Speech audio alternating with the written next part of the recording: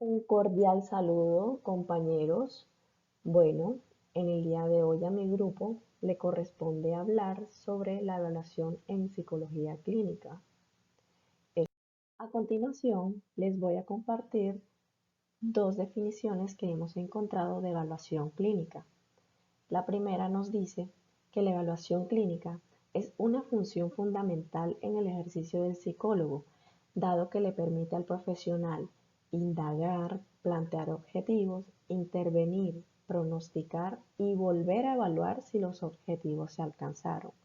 La segunda nos dice que la evaluación clínica se define como un proceso mediante el cual se recoge y organiza aquella información relacionada con la persona y que a su vez permite lograr una mejor comprensión del sujeto, así como también poder hacer alguna predicción acerca de su conducta futura. Por otro lado, Buendía afirma que lo característico del psicólogo clínico no está definido por alguna o la multiplicación de las actividades que realiza, sino lo que define la especificidad del rol del psicólogo clínico es la actitud clínica, es decir, la combinación de investigación, evaluación e interacción necesaria para entender en términos psicológicos la conducta humana y los conflictos internos y poder ayudar a la persona dentro de una sola disciplina.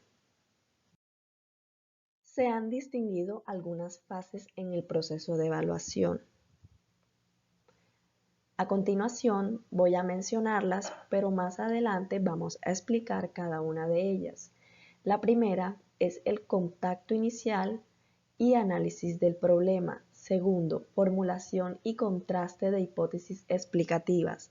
Tercero, establecimiento de objetivos. Cuarto, diseño del tratamiento. Quinto, aplicación del tratamiento y evaluación durante el mismo. Sexto, evaluación tras el tratamiento y terminación del mismo. Y séptimo, seguimiento. Contacto inicial y análisis del problema.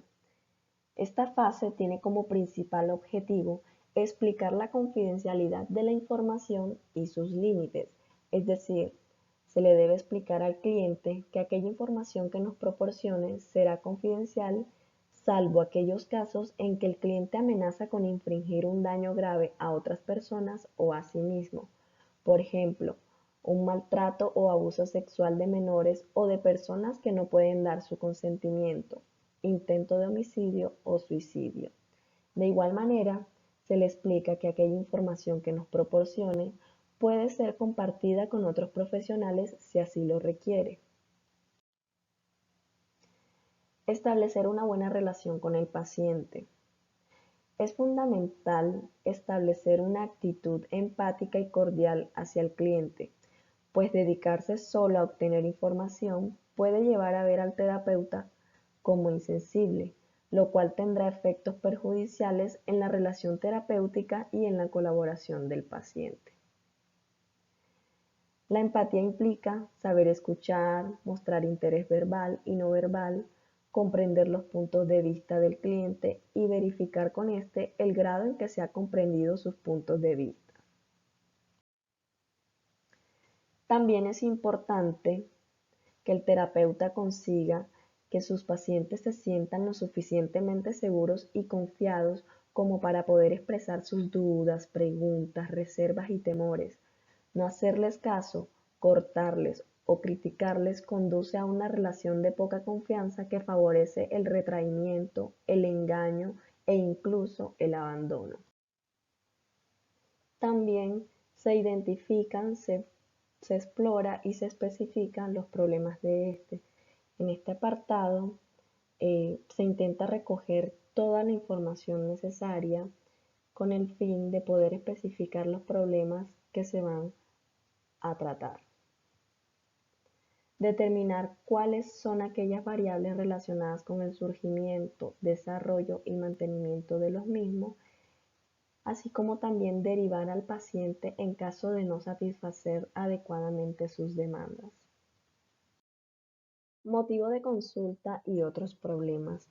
En este apartado se le pide al cliente que explique con detalle qué es lo que le sucede, Es primordial no interrumpirle hasta que termine su narración, pero deben mostrarse las oportunas señales verbales y no verbales de escucha.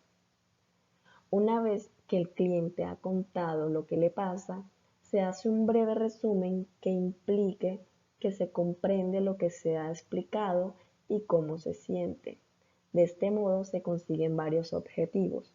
El primero, dar una estructura a la información recogida y segundo, comunicar al cliente que se le comprende y permitirle corregir las percepciones erróneas del terapeuta. Una vez identificados distintos problemas, se le proporciona al cliente un breve resumen donde él ordene según el grado en que supone una perturbación o interferencia en su vida. Se decide cuál de los problemas identificados se abordará en primer lugar y en qué orden irán los siguientes. Análisis del problema en la actualidad. Los factores que tiene en cuenta el psicólogo clínico al momento de evaluar el problema de un cliente son de tipo personal, es decir, conductas motoras, actividades cognitivas, respuestas autónomas y reacciones emocionales, y de tipo ambiental serían físicos y sociales. En las variables personales encontramos las conductas motoras y estas son el producto de la acción del sistema musculoesquelético e incluyen lo que el cliente hace o dice y el nivel del tono muscular. Por ejemplo, tartamudeo, expresión de opiniones, petición de cambios, contacto visual, tono de voz, respiración y tensión muscular elevada. Por otro lado, encontramos las cogniciones, y estas son acontecimientos internos, conscientes o no, que implican un procesamiento de la información a nivel del sistema nervioso central, donde se incluyen los esquemas, procesos cognitivos y pensamientos concretos. Dentro de los esquemas encontramos que es el modo en que la información es internamente organizada y representada en la memoria. En los procesos cognitivos encontramos que se incluye la percepción, atención, memoria, razonamiento e interpretación. Y en los pensamientos concretos son aquellos que aparecen en situaciones específicas en forma de autoverbalización o imágenes. Formulación y contraste de hipótesis explicativas. A esta fase también se le conoce con el nombre de análisis funcional, y en ella nos explica que la información que ha sido previamente obtenida es organizada de modo en que se establezcan relaciones entre las distintas variables de un problema y además se formulan una o más hipótesis explicativas sobre el mantenimiento y sobre el origen y desarrollo del problema.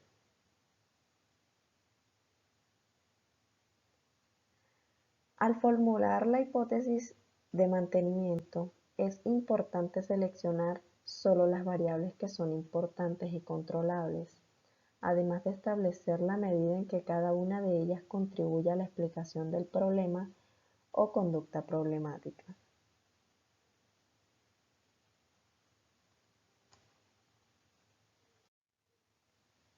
Una vez se ha analizado el problema y se dispone de una hipótesis explicativa, en principio que sea correcta, se debe hacer un pronóstico, y esto es una predicción de cuál será la evolución del problema en el futuro sin tratamiento. El pronóstico puede incluir la identificación de aquellos factores que pueden producir una mejora o un empeoramiento del problema. Establecimiento de objetivos. Lo habitual es que un paciente presente varios problemas susceptibles de ser tratados, pero en este apartado se debe decidir en primer lugar sobre cuáles de esos problemas se van a intervenir. En segundo lugar, si hay varios problemas a tratar, es improbable que puedan ser abordados todos a la vez.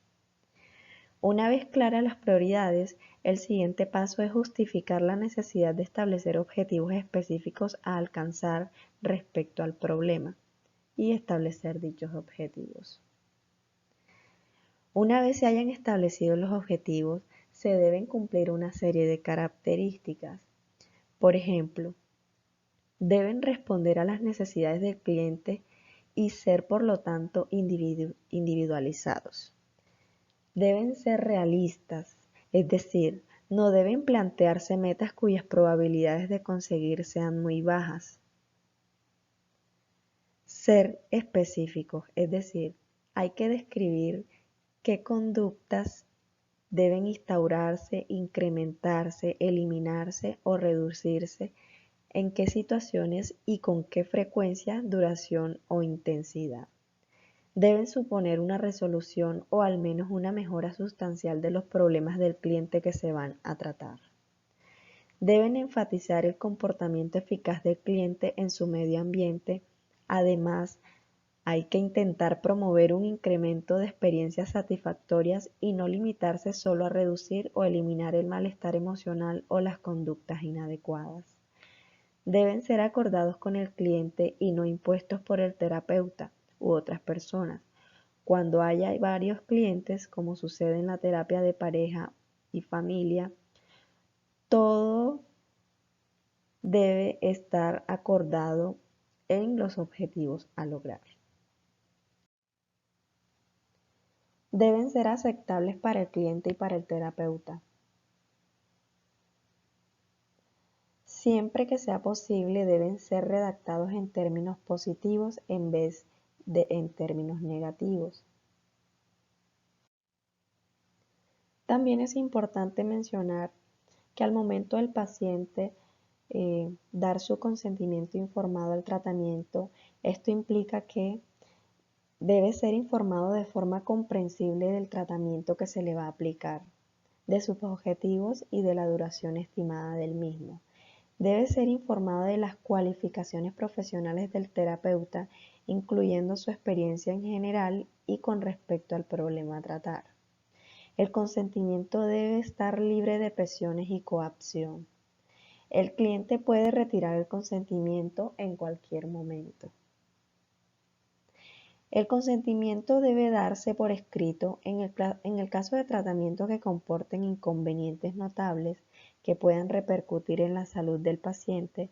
También es aconsejable que sea por escrito en el caso de tratamiento experimental.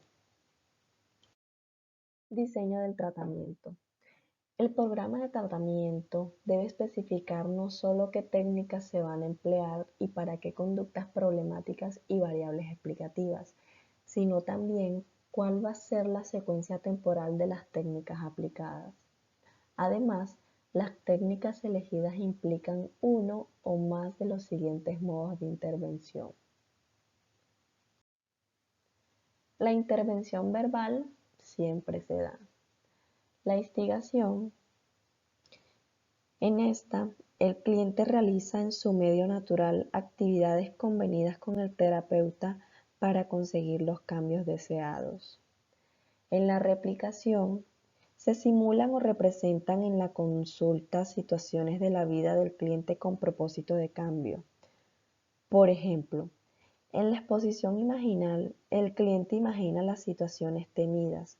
Igualmente, el entrenamiento en habilidades sociales se lleva primero a cabo en la consulta hasta que el cliente se encuentra preparado para extenderlas a la vida real.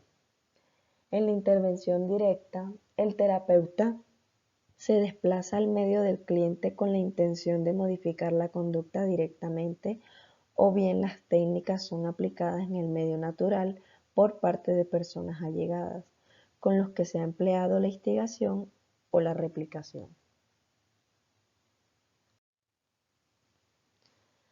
Aunque el plan general del tratamiento a aplicar ya ha sido acordado con anterioridad, la forma concreta de llevar a cabo se va diseñando paso a paso siguiendo la secuencia temporal planificada y de acuerdo con las incidencias que se vayan produciendo a lo largo del tratamiento.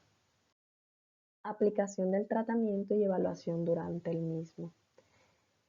Se debe tener en cuenta que sea cual sea el tratamiento a aplicar, las sesiones de tratamiento tienen una estructura que incluyen los siguientes elementos. La revisión de autoinformes. En este, el terapeuta pregunta al paciente cómo se ha encontrado o cómo han ido las cosas durante la semana y, si es el caso, corrige el autoinforme, grafica el resultado y lo comenta con el cliente. Breve revisión de la sesión anterior.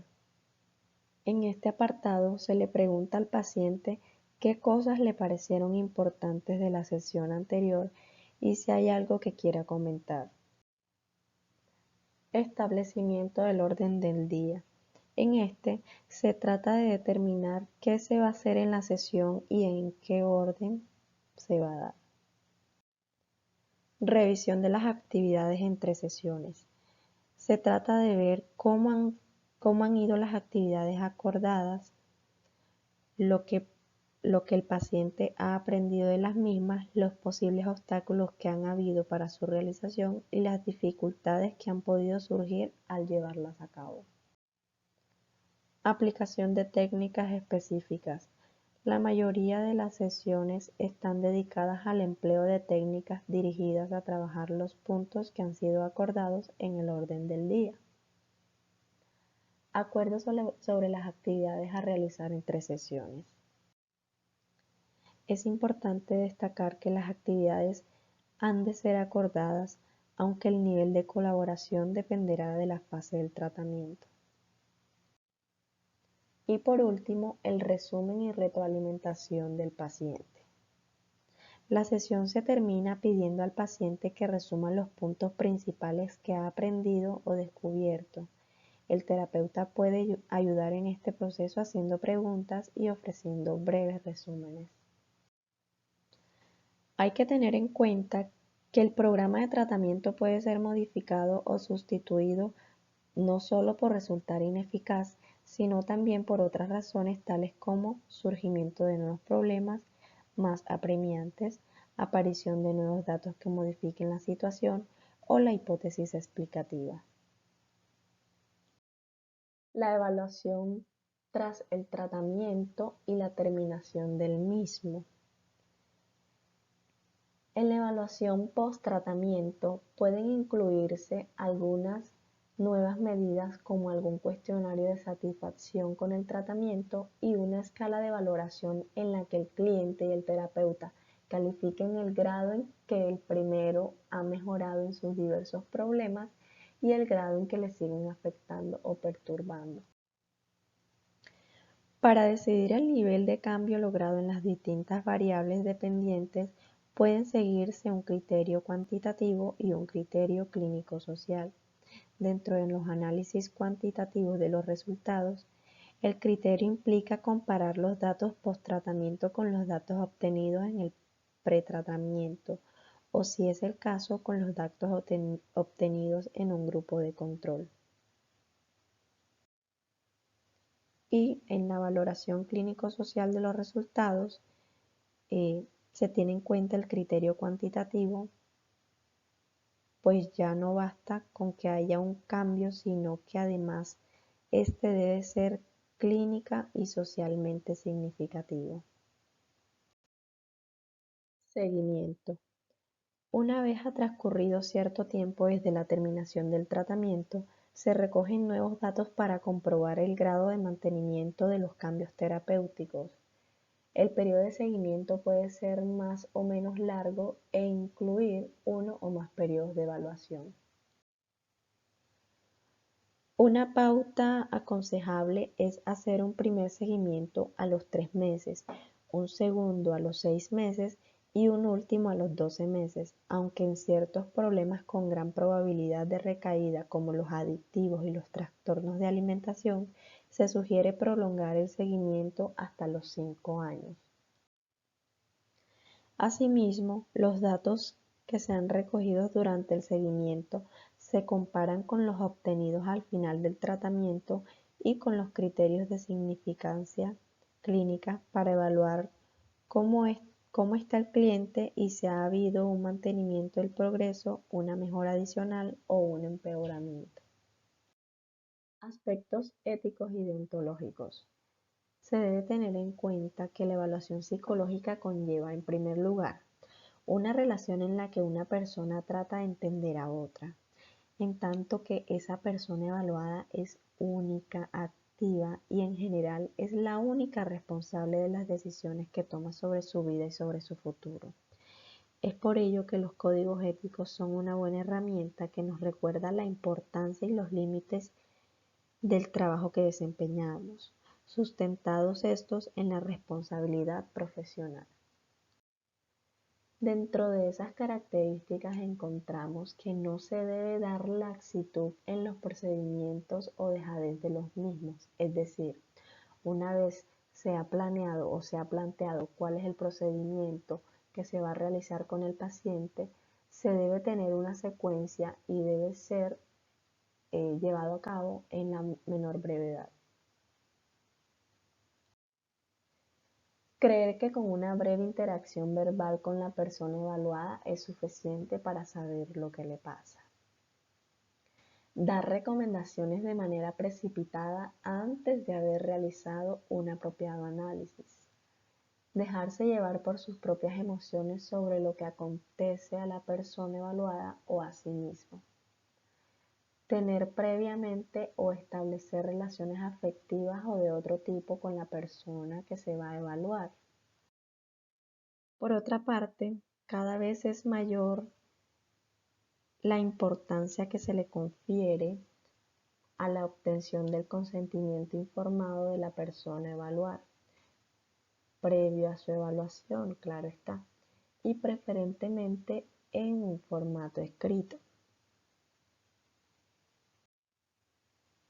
También es importante mencionar que la persona evaluada tiene derecho legal a acceder a la información recabada sobre sí misma en el transcurso de la evaluación y en caso de que no sea competente para entenderla, también tiene derecho sus representantes legales.